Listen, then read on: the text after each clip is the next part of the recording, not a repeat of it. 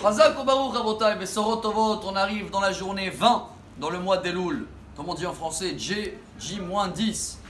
Alors on essaye tous les jours de réparer un mois dans l'année. Selon la Chassidut, aujourd'hui, on est dans la journée qui représente le mois de Kislev. On va retourner en arrière, qui veut dire en hébreu aussi, si vous voulez, qui c'est la poche et le cœur. Qu'est-ce qui est mieux des deux? Les deux, ils doivent être remplis.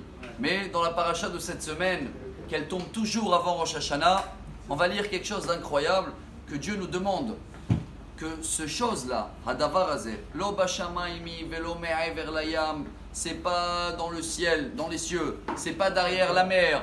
Ki karov elecha hadavar me'od beficha ubilvavcha la'asoto. Car cette mitzvah-là est très proche de ton cœur et tu peux le faire aussi avec ta bouche. C'est quelle mitzvah? Il dit le Ramban, le Nachmanite, c'est la mitzvah de la tchouva. Cette mitzvah-là, elle dépasse tout ce qu'on connaît. Dépasse la sagesse, dépasse la prophétie, dépasse la Torah. Et il y a un midrash, il y a le Kout Shimoni, dans le chapitre 18, et il amène là-bas un dialogue. Ils ont demandé à les sages, quelqu'un qui a fait des dégâts, il a péché, Choté, Bemait Kaperlo, avec quoi il va être pardonné? Alors les sages, ils ont dit, il va avoir des épreuves. Chaz Veshalom, santé, Parnassa, machin. Bon, ils sont passés demander aux prophètes, les prophètes. Quelqu'un qui l'a péché, c'est quoi sa solution? Ils ont dit, il n'y a pas de solution. Il doit quitter ce monde-là après 120 ans. Oh là, ils sont passés demander à la Torah. Torah, quelqu'un qui l'a fait des péchés, avec quoi il va être pardonné? La Torah, elle répond, il amène des sacrifices. Ils sont partis demander à Dieu, à Kadosh Baruch Hu, quelqu'un qui l'a fait des dégâts, qu'est-ce qu'il peut faire? Il dit à Kadosh Baruch Hu, tchouva. La tchouva dépasse les choses où même les sacrifices ne suffisent pas, ou les épreuves, ou 120 ans. Tchouva dépasse tout.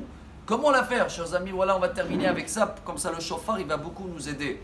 Il y avait un grand rabbin qui était l'élève de Rabbi Israël Misalant. Il s'appelait Rabbi Simcha Zissel de Kelem. Il est à peu près décédé il y a 150 ans.